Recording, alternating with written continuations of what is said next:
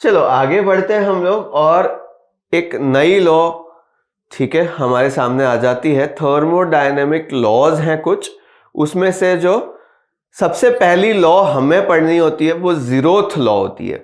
अब आप सोचोगे कि सर हमेशा जो लॉज पढ़ी है हमने, जैसे न्यूटन्स लॉ पढ़ी आपने, फर्स्ट लॉ, सेकेंड लॉ, ठीक है, और थर्ड लॉ, तो कभी भी जीरोथ लॉ तो नहीं आई थी न्यूटन में भी, तो यहाँ जीरोथ लॉ कैसे आई? तो actually first law, second law ही आई थी, लेकिन उससे भी बेसिक एक लॉ मिल गई जो सबसे पहले पढ़नी पड़ती थी, इसीलिए इसका नाम वन से वापस से रिनेम करने के बजाय हमने क्या कर दिया, जीरोथ लॉ रख दिया होगा, ठीक है। तो प्रोबेबली इसीलिए इसका नाम क्या है, जीरोथ लॉ ऑफ थर्मोडायनेमिक्स, ठीक है। तो अब मैं पहले इसकी स्टेटमेंट पढ़ता हूं, फिर आपको समझाता हूं कि जीरोथ लॉ क्या कहता है। देखिए, ये कहता है कि if objects A and B are separately in thermal equilibrium with a third object C, ठीक है, से थर्मोमीटर, मान लो कि ए और बी दोनों एक थर्ड ऑब्जेक्ट सी के साथ थर्मल इक्विलिब्रियम में है, then objects A and B are in thermal equilibrium with each other. देखो, अगर ए का थर्मल इक्विलिब्रियम है किसके साथ, सी के साथ, बी का भी थर्मल इक्विलिब्रियम है सी के साथ, तो इससे हम कह सकते हैं कि ए और बी आपस में भी थर्मल इक्विलिब्रियम में होंगे। अब ये थर्मल इक्विलिब्रियम क्या है, अभी सिंपल से टर्म्स में ये समझ लो कि अगर ए और सी का टेम्परेचर सेम है, अगर बी और सी का टेम्परेचर सेम है, तो ये ऑब्वियसली कह सकते हो कि ए और बी का टेम्परेचर भी सेम होगा। सही बात है। तो बच्चों, ए और सी का टेम्परेचर सेम, तो दोनों सेम ही है ना। मैंने लिखा भाई T A is equal to T C, समझने वाली बात है। और बी और सी का भी टेम्परेचर सेम है, थर्मल इक्विलिब्रियम में है, इसका मतलब टेम्परेचर सेम है। तो इससे हम ऑब्वियसली कह सकते हैं बच्चों कि ए और बी का टेम्परेचर भी ऑटोमेटिकली सेम होगा, ठीक है। ये इजी सी बात हो गई। तो ये क्या हो गई हमारे लिए, जीरोथ लॉ हो गई, और ये बहुत ऑब्वियस लॉ है। बस हमें यहां पे जो एक बात समझनी है वो है कि थर्मल इक्विलिब्रियम मतलब क्या होता है। तो इसको मैं 1 मिनट में समझाता हूं आपको, ध्यान से देखिए। पहले इस फोटोग्राफ से समझते हैं। जैसे सपोज करो बच्चों, ये ए है, ये वाली बॉडी जो आप देख रहे हो लेफ्ट वाली, ये ए है, ये वाली जो बॉडी देख रहे हो आप, ये बी है, और ये थर्ड बॉडी सी है।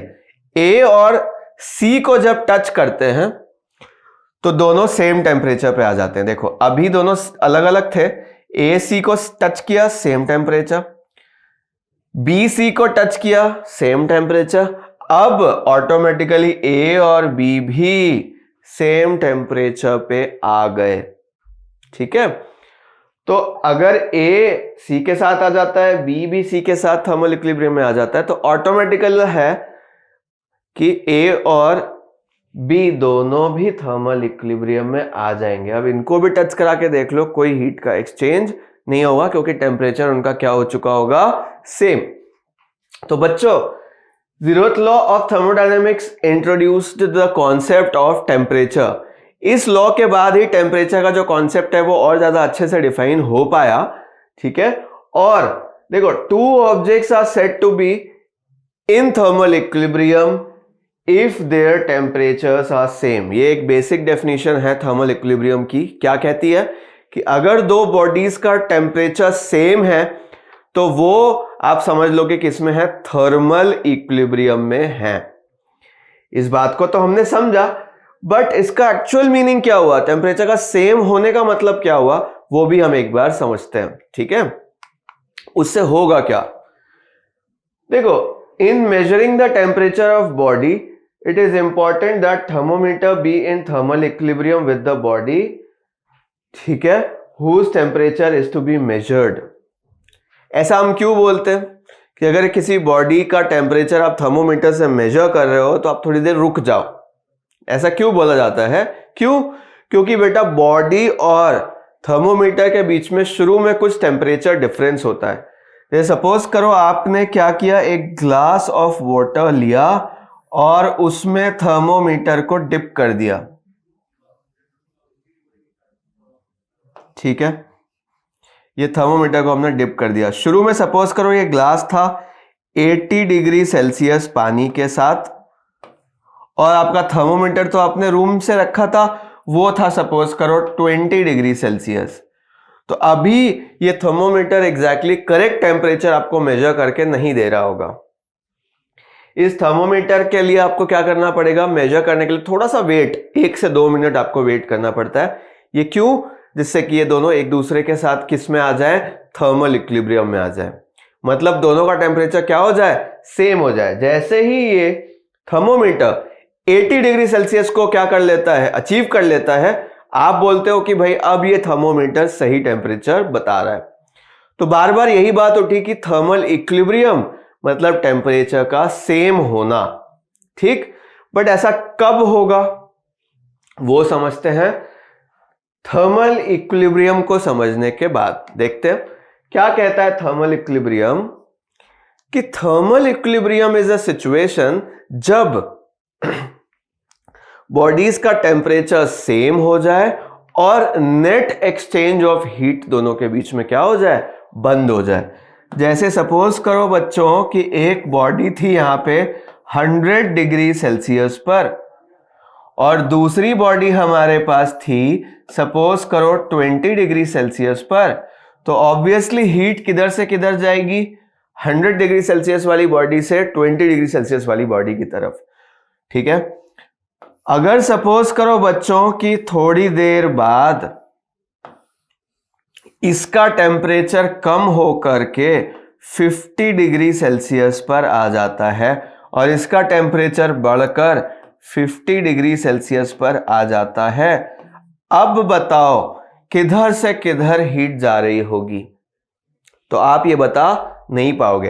एक्चुअली क्या होता है, एक डायनामिक इक्विलिब्रियम यहां पे हो जाता है, इधर से थोड़ी हीट उधर, उधर से थोड़ी हीट इधर जाती तो रहेगी, बट कोई नेट एक्सचेंज नहीं होगा। मतलब ना ही इसका टेम्परेचर बढ़ेगा ना कम होगा, ना इसका टेम्परेचर बढ़ेगा ना कम होगा। तो दोनों का टेम्परेचर क्योंकि अब विथ टाइम कांस्टेंट हो चुका है, ठीक है। तो ऐसा नहीं है कि हीट एक्सचेंज बंद हो गया, सिर्फ क्या हुआ, नेट हीट एक्सचेंज बंद हो गया। मतलब थोड़ी हीट इधर से उधर जाती है, थोड़ी सी हुई हीट उधर से इधर आती है, एक्सचेंज कंटिन्यूअस रहता है। बट नेट एक्सचेंज मतलब ऐसा नहीं बोल सकते कि इधर से हीट इधर गई या इधर से हीट इधर गई, अब नेट एक्सचेंज बंद हो चुका है, ठीक। और उस सिचुएशन को हम क्या बोलते हैं, थर्मल इक्विलिब्रियम। और इस इंस्टेंट पर बच्चों दोनों बॉडीज का जो टेम्परेचर ऑब्जर्व करने को मिलता है वो बिल्कुल सेम होता है, ठीक है। तो मैं एक बार स्टेटमेंट रीड करता हूं आपके लिए, क्या है, thermal equilibrium is a situation in which two objects in thermal contact cease to, ठीक है, exchange energy by the process of heat exchange, ठीक है। एनर्जी का एक्सचेंज जब रुक जाता है, नेट एक्सचेंज जो है वो रुक जाता है, उस इंस्टेंट को हम क्या बोलते हैं कि थर्मल इक्विलिब्रियम आ गया।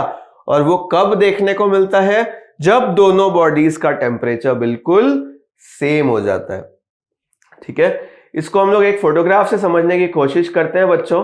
देखो इनिशियली ये 90 पे है और वो लो टेम्परेचर 15 पे था। फिर से वापस करता हूं, देखो ये 90 और वो 10 पे था, अब ये कम हो रहा है, हीट इधर से उधर ट्रांसफर हो रही है और दोनों अब किस पे आ गए, 50 पे आ गए। फिर से देखो इस एनिमेशन को, पहले 90 पे था, वो 10 पे था, इधर से हीट उधर गई और ये भी 50 पे आ गया और उधर वाला भी जब 50 पे आ गया, मतलब रॉड था, एक तरफ गर्म था एक तरफ ठंडा था। At one side the rod was hot and the other side it was cold. So the heat started to move from the hotter side to the colder side. जो 90 पे था वो 50 पे आ गया, it has cooled. जो 10 पे था वो अब थोड़ी देर में देखो 20, 30, 40, then 50 बढ़ गया। जैसे ही ऐसा हो जाता है, जैसे ही ये दोनों एंड्स 50 पे जैसे ही ये दोनों एंड्स 50 डिग्री सेल्सियस पे आते हैं बेटा, ये किस में आ जाते हैं? थर्मल इक्विलिब्रियम में। और इस स्टेट पे आपको क्या देखने को मिलेगा कि टेम्परेचर दोनों का क्या हो गया? सेम हो गया। ठीक है, तो ये हुई हमारे लिए किसकी बात? थर्मल इक्विलिब्रियम की बात। बच्चों let us see what is internal energy of a system. देखो, एनर्जी एक सिस्टम के पास कैसे कैसे हो सकती है वो मैं समझाता हूं। अगर एक सिस्टम में कुछ मॉलिक्यूल्स हैं तो वो मॉलिक्यूल्स कैसे कैसे एनर्जी स्टोर कर सकते हैं।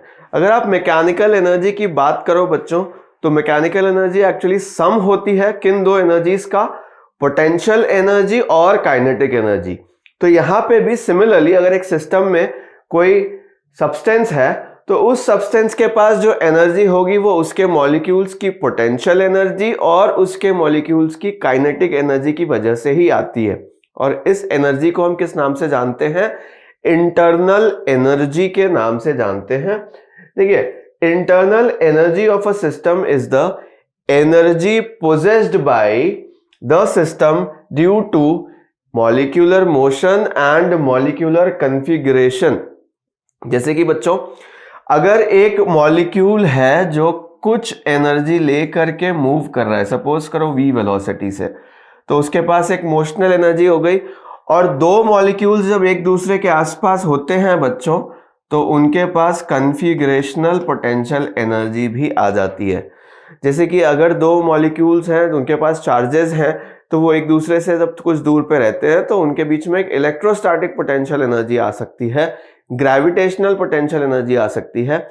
तो दो मॉलिक्यूल्स के डिस्टेंस की वजह से उनके बीच में जो एनर्जी क्रिएट होती है उसे हम किस नाम से जानते हैं बच्चों? Molecular potential energy. ये हो गई। तो दोनों एनर्जी के जो सम हुए, काइनेटिक एनर्जी और पोटेंशियल एनर्जी, काइनेटिक एनर्जी और पोटेंशियल एनर्जी, इन दोनों के सम को ही अगर पूरे मटेरियल के लिए लेते हैं, ठीक है, तो उसे हम क्या नाम देते हैं? Internal energy of the substance. ठीक है, तो energy due to molecular motion is called internal kinetic energy. Internal energy के लिए हम जनरली यू सिंबल लेते हैं। तो अगर इंटरनल काइनेटिक एनर्जी की बात चल रही है तो क्या सिंबल यूज करेंगे बच्चों? You K. ठीक, अगर energy due to molecular configuration की बात हो रही है, मॉलिक्यूलर कन्फिगरेशन मतलब उनके बीच में डिस्टेंस की वजह से जनरेटेड एनर्जी की बात हो रही है, तो उसे क्या नाम दिया जाएगा? Internal potential energy. और उसके लिए हम सिंबल क्या यूज कर रहे हैं? यूपी। ठीक है बच्चों, तो टोटल इंटरनल एनर्जी की अगर मैं बात करूं तो वो क्या हो जाएगी? U is equal to UP plus UK. ठीक है, तो अगर छोटी इंटरनल एनर्जी की बात करूं, small part of the substance की अगर बात हो रही है, तो du इज इक्वल टू क्या हो जाएगा? du के प्लस du p। यहां पे छोटी इंटरनल एनर्जी जो du है वो किसका सम हो गया बेटा? Small part of the substance की काइनेटिक एनर्जी प्लस उसी पार्ट की पोटेंशियल एनर्जी। ठीक है, ये हो गई हमारे लिए इंटरनल एनर्जी। अब हम आगे समझें अगर, तो जैसे देखो, अगर दो मॉलिक्यूल्स हैं और उनके बीच में कुछ सेपरेशन है, तो उनके अंदर उनके बीच में क्या क्रिएट हो जाती है बेटा? पोटेंशियल एनर्जी क्रिएट हो जाती है। और वो डायरेक्टली डिपेंड करती है उनके बीच के डिस्टेंसेस पे। सिमिलरली अगर किसी स्पेस में अगर मॉलिक्यूल्स मोशन में हैं, ठीक है, मोशन में होने की वजह से उनके अंदर क्या आ जाती है? Kinetic energy. इस पूरी एनर्जी का जो सम होता है इसी को हम क्या बोलते हैं? इंटरनल एनर्जी बोलते हैं। अब अगर मैं गैस में बात करूं, और अगर आपने काइनेटिक थ्योरी ऑफ गैसेस पढ़ा है बच्चों, काइनेटिक थ्योरी ऑफ गैसेस आपने कहां पढ़ा होगा? हो सकता है अगर आपने केमिस्ट्री में पढ़ा हो तो आपको याद होगा, gas molecules in an ideal gas are at large distances from each other। ठीक है, और अगर वो लार्ज डिस्टेंस पे हैं तो उनके बीच की जो पोटेंशियल एनर्जी होती है उसको नेग्लिजिबल माना जाता है, बहुत स्मॉल माना जाता है। और इसीलिए इंटरनल एनर्जी में जो मेन कंपोनेंट होता है वो किसको अज्यूम करके चलते हैं हम लोग? Kinetic energy. ठीक है, ये वाली जो एनर्जी है ये ही मेनली इंपॉर्टेंट होती है। और ये आती कहां से है? एक्चुअली सब्सटेंस के टेम्परेचर की वजह से, ठीक है, क्योंकि टेम्परेचर बढ़ाने पे मॉलिक्यूल्स का वाइब्रेशन बढ़ता है, उनका मोशन, उनकी स्पीड बढ़ जाती है। इसीलिए जो इंटरनल एनर्जी में मेन कंपोनेंट होता है वो कौन सा होता है, काइनेटिक एनर्जी का कंपोनेंट होता है। इस बात को अभी हम थोड़ी देर में और डिटेल में समझते हैं। बच्चों मैं आगे चलता हूं। मैंने क्या बोला, if there is no intermolecular force, दोनों एक दूसरे से, दो पार्टिकल्स हैं और वो एक दूसरे से काफी दूर है, इंटरमॉलिक्यूलर फोर्सेस उनके बीच में एब्सेंट है, तो इस केस में हम बोल सकते हैं कि जो इंटरनल पोटेंशियल एनर्जी है उनके बीच में, मेरी बात समझिएगा, अगर दो मॉलिक्यूल्स हैं बच्चों और वो कुछ फाइनाइट दूरी पे हैं इनके साइज के हिसाब से, तो इनके बीच में इंटरमॉलिक्यूलर फोर्सेस होंगे और इसकी वजह से क्या आ जाता है, इंटरनल पोटेंशियल एनर्जी। बट अगर ये बहुत दूर हो, इनके साइज के कंपैरिजन में इनकी डिस्टेंस लार्ज है बेटा, ठीक है, इनकी जो डिस्टेंस है r, it is very large compare to the size of the molecules, in that case जो इंटरनल पोटेंशियल एनर्जी कंपोनेंट होता है उसको नेग्लिजिबली स्मॉल हम मान लेते हैं, ठीक है, एंड इन दैट केस ये क्या हो जाता है, इंटरनल एनर्जी du सिर्फ किस पे डिपेंड करती है, काइनेटिक एनर्जी पे डिपेंड करती है, du के बराबर होती है, dup को हम नेग्लिजिबली स्मॉल बोल देते हैं, ठीक है, और ये किसके बराबर हो जाती है, mcv dt के बराबर। इस बात को भी हम थोड़ी देर में समझेंगे, लेकिन पोटेंशियल एनर्जी सिर्फ किस पे डिपेंड करती है, किसी बॉडी के किसी सब्सटेंस के अमाउंट पे, ठीक है, उसके टेम्परेचर पे और उसके specific heat at constant volume पे, specific heat at constant volume पे। ऐसा कैसे हो रहा है इस बात को हम कुछ देर में अभी समझते हैं, ठीक है बच्चों। यहां पे specific heat at constant volume हो गया cv, dt क्या हो गया, इन्फिनिटेसिमल चेंज इन टेम्परेचर, और m क्या है, मास ऑफ द सिस्टम, ये mass of the substance that is under observation, ठीक। यहां पे मोलर हीट कैपेसिटी की अगर बात करूं तो मोलर हीट कैपेसिटी जो है वो specific heat capacity eight constant volume into molecular weight के बराबर हो जाता है। इसको क्या बोलते हैं हम लोग, मोलर मास भी बोल देते हैं कभी कभी। तो अगर मोलर स्पेसिफिक हीट की आपसे बात हो, मोलर मतलब एक मोल के लिए, तो वो कैसे निकलती है, मोलर वेट या मोलर मास इनटू cv, ठीक है। cv क्या है यहां पे, specific heat at constant volume. बच्चों m यहां पे क्या हो गया, मॉलिक्यूलर वेट, और specific heat at constant volume ये स्मॉल cv हो गया, ठीक है। अगर बच्चों यहां पे हमें म्यू मोल्स दिए हुए हैं ऑफ आइडियल गैस, तो फिर ये फॉर्मूला क्या बनेगा, du is equal to mu cv dt। ये वाला cv क्या है बच्चों, molar specific heat at constant volume है। और नंबर ऑफ मोल्स को हम कैसे निकालते हैं बच्चों, मास अपॉन मॉलिक्यूलर मास, ठीक है। नंबर ऑफ मोल्स निकालने का कोई बड़ा फॉर्मूला नहीं है, number of moles is equal to mass upon molecular mass. अगर ऐसा आपने याद रखा है तो बहुत ही इजी हो जाएगा, ठीक है। चलो क्या हुआ, internal energy in the absence of, मैं समराइज करता हूं इस बात को, internal energy in the absence of intermolecular forces, ठीक है, is simply the function of temperature, simply the function of temperature and state only, ठीक है। सिर्फ फंक्शन और स्टेट का टेम्परेचर और स्टेट का फंक्शन होता है। इसका मतलब क्या हुआ बच्चों, कि अगर आपको इंटरनल एनर्जी कैलकुलेट करनी है, ठीक है, या change in internal energy calculate करनी है, तो सिर्फ टेम्परेचर्स का आपको जरूरत पड़ेगा, only final and initial temperature will be required, path is not important, ठीक है। कैसे कैसे उसका टेम्परेचर चेंज हुआ, ठीक है, स्लोली चेंज हुआ या at a very fast rate change हुआ, उस पर कोई डिपेंडेंस नहीं होती इंटरनल एनर्जी के चेंज की। And the second thing is that internal energy at any state is only dependent on the temperature, और किसी बात पर इंटरनल एनर्जी डिपेंड नहीं करती, ठीक है। It is independent of the path followed, ठीक है। तो इंटरनल एनर्जी का जो चेंज होता है बेटा, वो एक स्टेट फंक्शन होता है, वो सिर्फ इनिशियल पॉइंट और फाइनल पॉइंट पर डिपेंड करता है, वो किसी और बात पर डिपेंड नहीं करता। इस बात को भी हम अच्छे से समझते हैं कुछ देर में, ठीक है। अगर आपसे इंटरनल एनर्जी का चेंज पूछा जाए डेल्टा यू, तो आप सीधे क्या लिखेंगे, you final minus you initial. You final किस पर डिपेंड करेगा, सिर्फ फाइनल टेम्परेचर। यू इनिशियल किस पर डिपेंड करेगा, सिर्फ इनिशियल टेम्परेचर।